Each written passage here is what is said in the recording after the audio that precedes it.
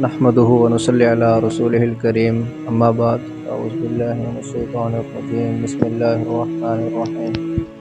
محترم عزیز بھائیو، بزرگوں اور دوستو، اللہ جل شانہ نے میری اور آپ کی بلکہ پوری دنیا کے سارے انسانوں کی کامیابی کو اپنے مبارک دین پر چلنے میں رکھا ہے۔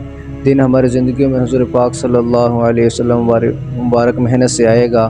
آپ صلی اللہ علیہ وسلم کی مبارک محنت میں سب سے پہلی اور بنیادی محنت وہ ایمان و یقین کی محنت ہے کہ میرے اور آپ کا یقین درست ہو جائے کہ سب کچھ کرنے دھرنے والی ذات ایک اللہ رب العزت کی ذات ہے۔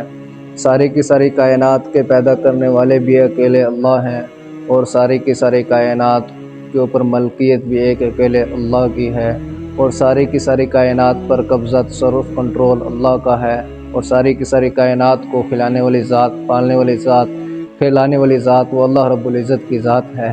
اللہ خالق کل شیء، اللہ ہر چیز کے پیدا کرنے والے ہیں، ہر چیز کو عدم سے وجود دینے والی ذات ایک اللہ رب العزت کی ذات ہے۔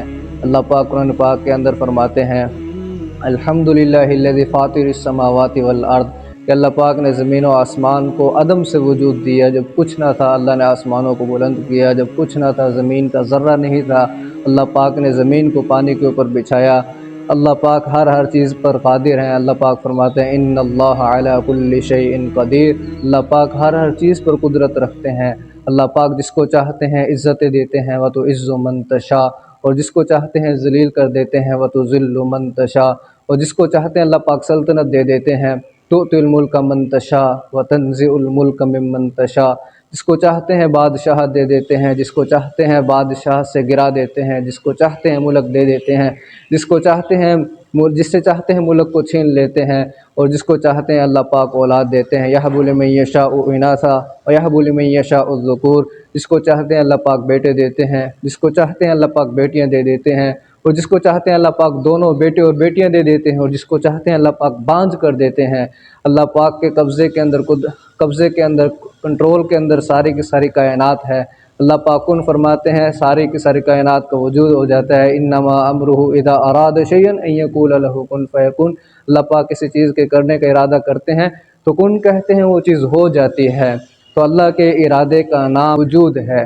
تو اللہ پاک نے سارے کے سارے حالات کو پیدا کیا۔